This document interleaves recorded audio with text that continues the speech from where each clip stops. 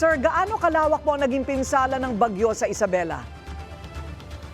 Hindi po gaano, naging mapalad po kami. Wow, Kung talaga po? On the scale of 1 to 10, siguro 4. Wow, swerte rin po. Ano po? Opo, Ano po ang dahil- ibig sabihin ng 4? Ano po ang itsura ng in a scale of 1 to 10 ay 4 lamang?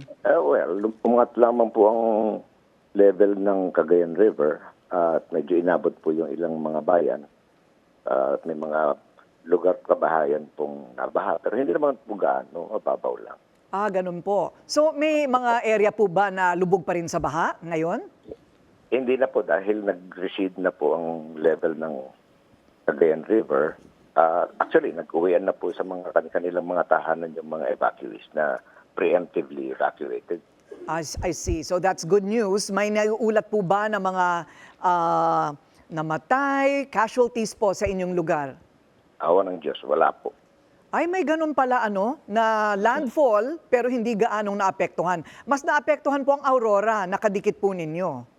Opo. Kasi nung dumaan po, ang akin pong personal na assumption ay hinarang nitong Sierra Madre Mountains ang lakas nitong si Bagyong Christine.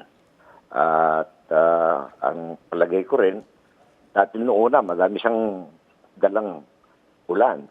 Mukhang ibinuhos niya lahat on the way to our place. Nung pagdating niya sa amin, konti na lang. Ayun. Well, yan po yung magandang balita at sana po tuloy-tuloy na po ang inyong rehabilitasyon. Ano po? Si Opo. Pinky po may tatanong po sa inyo.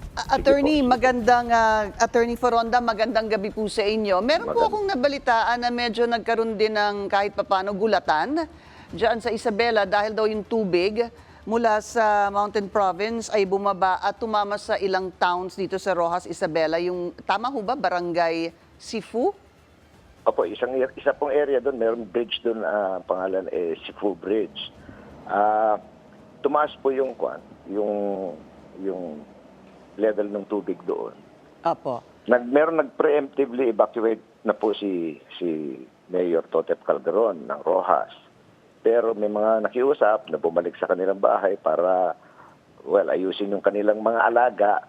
Inabutan po sila doon nung Opo. tumaas yung tubig.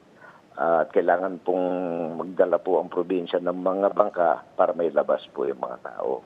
Pero ayos naman po sila, safe po sila. Okay. Na hindi lang Kahit makalabas po dahil may mga nagkagulatan, that's at least good news. Kahit po nagkagulatan at bumalik sila sa kanilang mga kabahayan, ay naging ligtas naman po sila.